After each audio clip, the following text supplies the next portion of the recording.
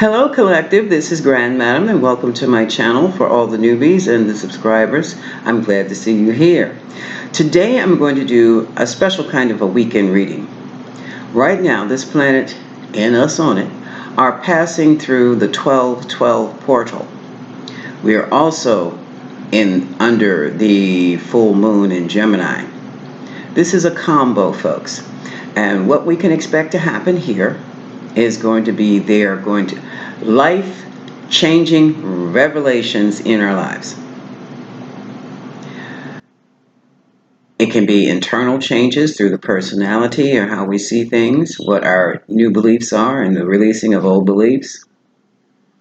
It can be changes in relationships, changes in jobs and career, most definitely money changes. Right now, the universe has put us in the position to clear out what no longer serves us, and there goes spirit already. Pull in what makes us better. By 2020, we will be soaring. Okay? Now, the full moon in Gemini is going to help us with our communication. Now, the key to this is a moon transit. We're in the second day of it. So we've got really 2 days of full moon in Gemini situations to experience. There goes spirit again, right up around the nose. Depending upon where Gemini is in your natal chart or your progress chart, depending upon how young you are, how old you are, depends upon how you'll be impacted. For example, full moon transiting your first house of personality is going to have you appear as a very glib, educated, fast talker, and maybe even a smooth talking type of person. Or you can be a great storyteller. Or on the downside, you will receive criticism from others from talking too much or from saying harsh words, the wrong thing, even though you may be speaking your truth. Okay? And the second house, whenever I start channeling or talking, I get these little twitches. It's either the ear, the nose, the eyes, or right under the chin. Okay, and spirit is twitching. That energy, the energy is coming down. I'm getting downloads, and this is worse than allergies. But anyway, must be done, must be said. So I will endure. Full moon in Gemini on your second house, transiting your second house, deals with your values and your possessions. That may be your value in communicating, your value, how your siblings are of value to you, your possessions. You may be doing flea markets, releasing your possessions. You may be taking short trips, communicating about short trips. That's your full moon in Gemini transiting your second house of valuables and values. You might even be somewhere expressing your values, or you could be on a one-on-one conversation and letting someone know that you value them or that you do not feel valued by them. Works that way too. Third house transiting in Gemini, which is a third house. Third house deals with your siblings again. Family, short trips. I think I covered that. I think I intercepted 2 houses, the second and the third. That means I brought them together. Yeah, I was thinking about my own chart that time. Third house deals with short trips, brothers and sisters, short communications. You may very well be getting a lot of texts and a lot of emails, quick communications. That's the third house. Full moon in Gemini transiting the fourth house is the house of the home. You might have a lot of dynamic conversations going on around the house. You might be just Netflixing and chill on documentaries as opposed to entertaining movies. Let's see. The home should be a fun place. You might even Play some old comedy records. Might find your grandparents' old comedy records. You know, those real dirty ones that you weren't allowed to hear. I saw something from the Wanda page. My mother always said Red Fox was filthy. Compared to Aunt Esther on the Red Fox show, when that woman got on stage, she put him to shame. I'm like, oh my God. I can't. I had to put my earbuds on. I didn't want my grown daughter to hear that. So that's Gemini in the fourth house. Gemini in the fifth house is going to motivate a lot of creative ideas. So if you're an artist, a writer, um, dancer, or you're going to come up with some choreographies, you're going to come up with some great ideas for short stories, excuse me, clothing, anything that takes mental formatting for design. That's going to be Gemini on with a full moon. Sixth house, you very well may be doing presentations, meeting in small groups, leading in small groups. Let's see, what else was hospital visits regarding Spirit just said hands. Okay. Nervous systems. Hands and feet. I didn't expect feet. But check out your hands and feet if you have Gemini on your sixth house. Gemini on your seventh house of marriage. Here come the exes back briefly. So it's probably just for closure, not for long-term anything. Okay? Just to ask why, just to resolve issues, and then bye-bye. Nice meeting, have a wonderful life. I harbor no ill will. Full moon in Gemini on the eighth house is going to deal with communicating regarding, excuse me again. That just right across underneath my nose. Communicating regarding inheritances, life insurance, other people's money, sex. Interesting communications with sex. You will be happy. Moving right along. The Gemini full moon on the ninth house is about study, education, learning. What do you call short trips to different sites? Workshops. That's what the ninth house will be presenting. The 10th house, you will be you'll have a reputation for the next couple of days as a savvy presenter, a savvy talker, salesperson of the year maybe. That's full moon in Gemini on the 10th house. Full moon in Gemini on the 11th house of associations tells me you'll be doing a lot of networking. Of course, you're going to have family and friends around because it's the holidays. But you will also be doing a lot of professional networking with the full moon in Gemini in your 11th house. And then there is the full moon in Gemini in your 12th house of karma, your rewards and your punishments. Now, what this means, and basically for what all the houses mean, the full moon in Gemini means you will be filled with all the right words to say, but choose your right words carefully, because people remember not what you say when they meet you or when they converse with you. People remember how you make them feel.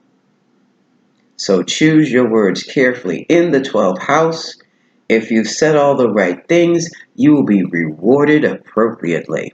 So somebody can expect some rewards for writing a great short story.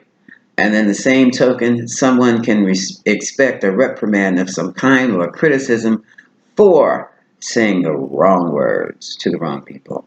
So, in a nutshell, that's what we're working with for the next couple of days with our full moon Gemini transiting your houses. Now, here's the catch. Well, it's not a catch. This is the basic foundation. You must have your natal chart. If you do not have a natal chart, go get a free one at cafeastrology.com. There's or Google free natal charts and just put your information in. And then you can see. They will give you get the text, but you also get the chart with the circle in it. That's your astrological chart. and they'll show you which house is which. For today and tomorrow, look for the house. Oh, and these are free, I said. Look for where Gemini falls. And then you can run this video back if you wish, or you can Google full moon in Gemini in what house. You should have your houses numbered. Ascendant 1, 2, 3, 4, 5, 6, 7, 8, 9, 10, 11, 12. That would be very helpful for you to see as well as to hear. And that'll help you carry yourself on through the next couple of days. All right? Now, at the same time, we're moving through the 12-12 portal. What is a portal? I don't know. All I know is that it is like a door of energy that opens. And this planet that we're on, or this simulation we're in, has moving into a new phase. And we're going with it. We're leaving 3D behind. We've skipped, we went through 4D so fast nobody remembers it. So now we're in the thresholds of 5D, fifth dimensional energies. What that means, I can't tell you what that means. I can contrast it for you. In 3D, it was all about materialism. It was all about rules, regulations, strong and strict government controls, religious controls. All that's falling apart in 5D. And 5D is do your own thing, but you better damn well know what you're doing, because you will make yourself suffer until the universe comes to save you. Okay? Now, every aspect of our lives is going to be impacted in 5D, of course, because those 5D energies, we're going right through them now. There's no escape from them. And why should there be? This is part of our growth, part of our ascension, our uplifting. Relationships will change in that people will actually marry and hook up for love now. Have you noticed how many men really want to get married these days and women do not? You have a plethora of beautiful women, capable women, women with money, women with their own businesses who are like, buddy, I don't even want a relationship. Have you noticed that? I have. God knows I have. I cracked up because I remember the time. I'm telling on myself now. When I was a little girl, if you didn't have a husband by a certain age, also probably religious background had something to do with it too. But let's say you were supposed to be married fresh out of high school. And at that time, you could come out of high school. You could come out of grade school, what we call middle school these days, and you had an option to go into high school, or you could go into business school and learn how to be a secretary. And that was a 2-year course. So basically, you were finished high school at 16 in the city. Yes. So if you graduated or from business school, you were expected to be married at 16 or 18. For some of us, that was a major no-no because we had plans on going into the universities and the colleges around us. Therefore, we had to choose high school. But when you think about it, and while you were in college or university, you were husband hunting. I am not exaggerating. Okay? So if you didn't have a little boyfriend when you hit freshman year at the university, or you couldn't meet anybody at the university, you were SOL as far as husband hunting was concerned. Unless you came out to be a teacher or a social worker, and you came across in your day-to-day your fireman, policemen, or government workers. That was the pool you pulled from. So that by a certain time, if you didn't have a husband, you were a loser, straight off the bat. Loser!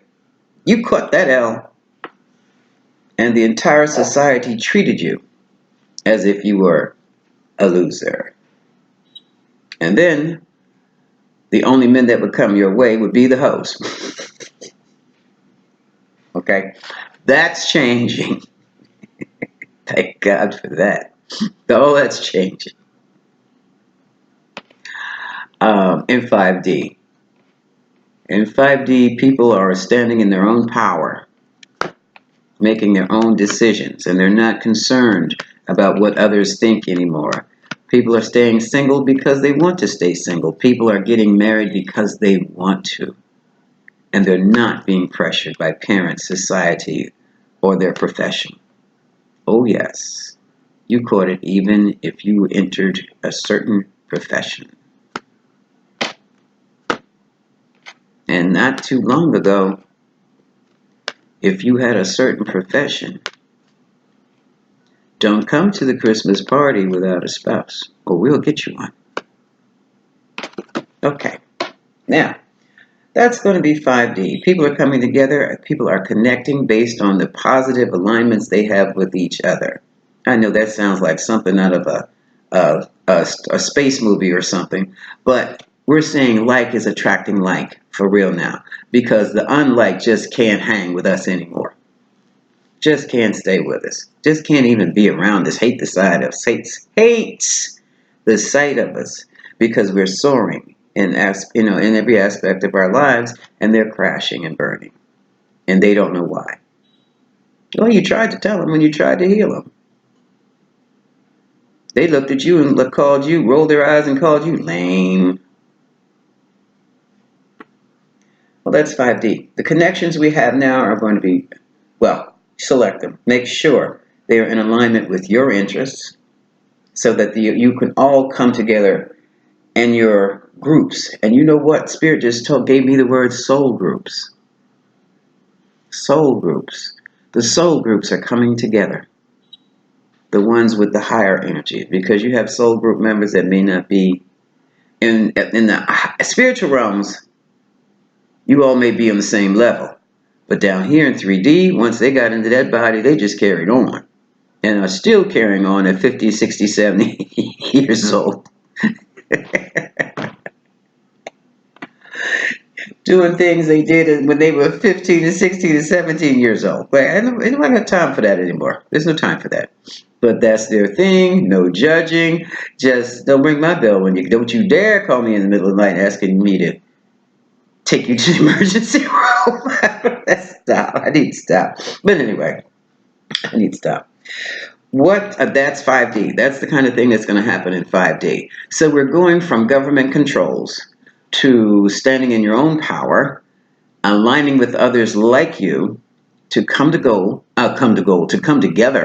to accomplish certain goals, or just to hang, just to be in our energy and boost each other up spiritually, emotionally, and physically. That's it. Now, today, for this reading, it's going to be the weekend reading. But because it's in 1212, we're going through the portal. What I'm going to use the Dark Goddess deck to show what it is that we need to release.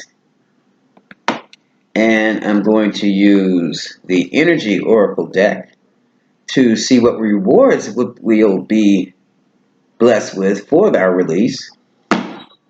And I'm going to use the Healing with Angels deck so that we'll have some ideas of how to heal ourselves as we go through the release before we get to this. Because the way it's almost instantaneous. Once you make up your mind, I am not going to do this anymore, all kinds of synchronicities start happening. You'll feel the shift in your body, like, what was that? And then the next thing you know, you've got blessings walking through your door, coming through the window, coming up the stairs, down the steps, everywhere you go. Good things are happening. So, with that said, good gracious of life, I talked 19 minutes. Let's do this quickly. So, Archangel Michael. Oh, Archangel Uriel, thank you. What I'm going to do, we're looking, give me 5 things that the collective and me need to release as we pass through this 12-12 portal for this weekend. Okay. And after that, I want you to give me, well, let's work with this. Yeah. Okay, one more shuffle. So, the angels, the universe says, oh, it's too late for that. I already shuffled it. These are the 5 things that we need to release. Whoa, that's interesting.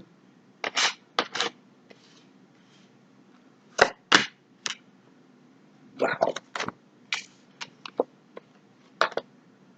Forget it. I have to work with some of these goddesses' names. They're coming from different cultures, and I don't know who they are. The first thing we're going to have to release is our wrath, anger. We've all been through hell for 2019, and if we could, we hang foot in somebody's behind, but we don't want to lose our freedom. Okay? But they keep pushing it. So, let's work on anger management. Let's do some meditations, me included, to get this anger issues, this aggressive energy that we're holding that we want to release on somebody's head. Let's get that under control, not repressed, expressed some other kind of way, via exercise, dancing, something physical to get that energy off of us, so that we won't take it out on the person who deserves it. The second thing we need to release is certain knowledge, because it's not real, it's not true. Don't believe everything you see on television. Now we're all in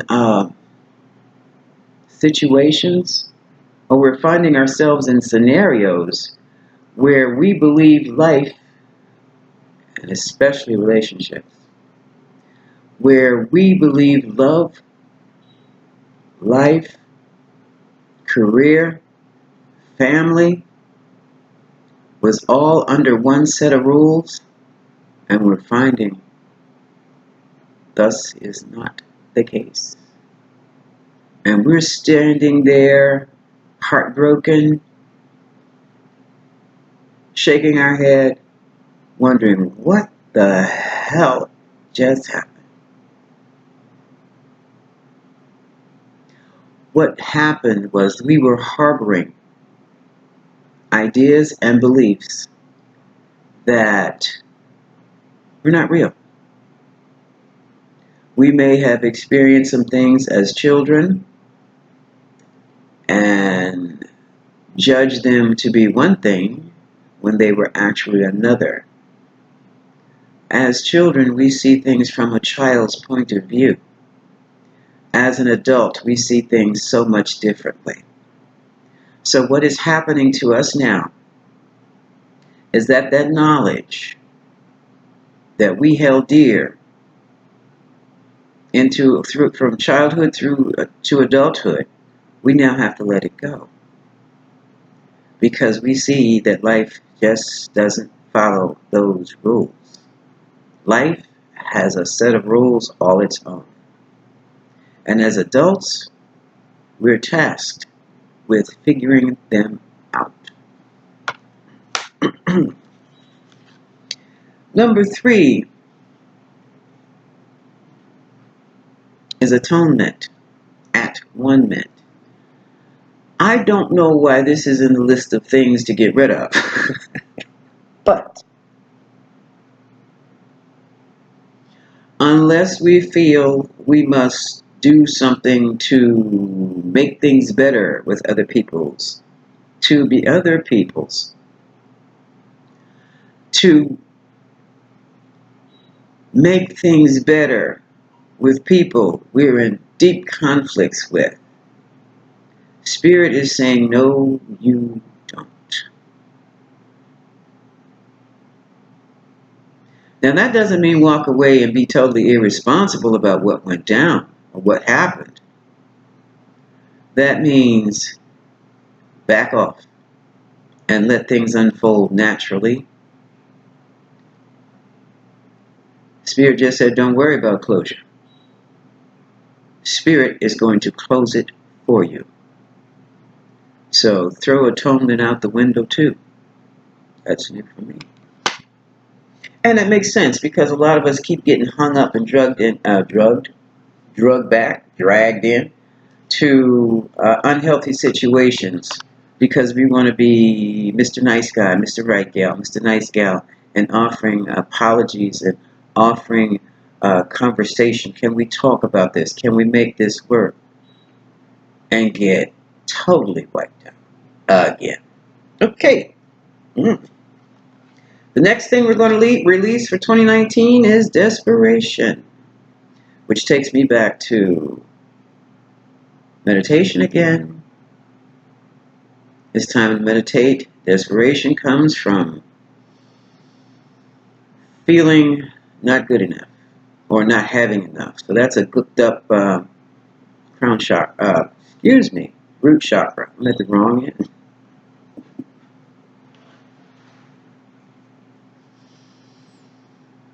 We have access to anything and everything we need. I was looking at one spiritualist today. I think this was Mystic at the Crossroads. She's so cute. You cute, Mystic, if you ever see this. And she was saying, look, the universe is like going to the universe for what you need is like shopping on Amazon. It's got everything. So instead of feeling desperate and clutching and trying to hold, stop. Everything you need is within you. But you've got to be the one to recognize it. Because what happens is that when you don't recognize it within yourself, others recognize it and they take it from you. So release that whole desperation piece. And final, ooh, this is going to be hot for someone. But we know where this leads. Number 5, temptation. Now, why do you think we have to release temptation? That's not funny, kid. Being tempted. How many of us have been thoroughly burned? I'm laughing because it was so good while we were getting it. But woo-wee! We paid for it, didn't we? Enough said. Okay. Thank you, Spirit. Now, so for 2019, we're releasing this anger through exercise. We're releasing outdated beliefs. We're releasing the need to make nice with people who don't make nice with us. We're releasing our sense of feeling of desperation because we already have all we need. We just have to recognize it. Not find it, recognize it.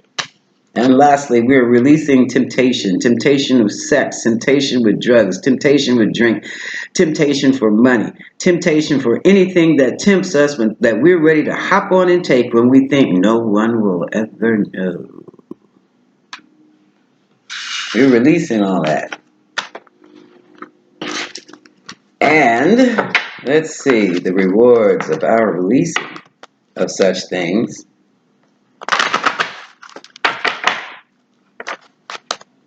Let's just say we'll include, I have no idea what these cards are going to come up with. Excuse me. Spirit, what are the rewards of the collective once we have released all those 5 things from our being, from our spirits prior to 2020? What can we look forward to? What can we look forward to, Spirit?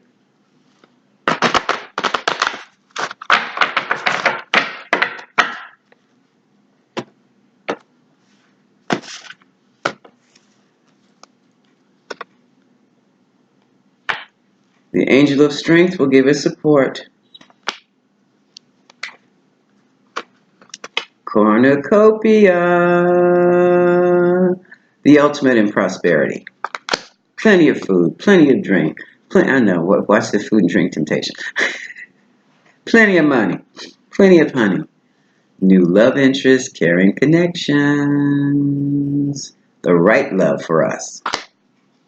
Number 4, new ideas and strategies to make things happen for us. And number 5, oh my goodness, blossoming abundance. This is our reward. These are our rewards.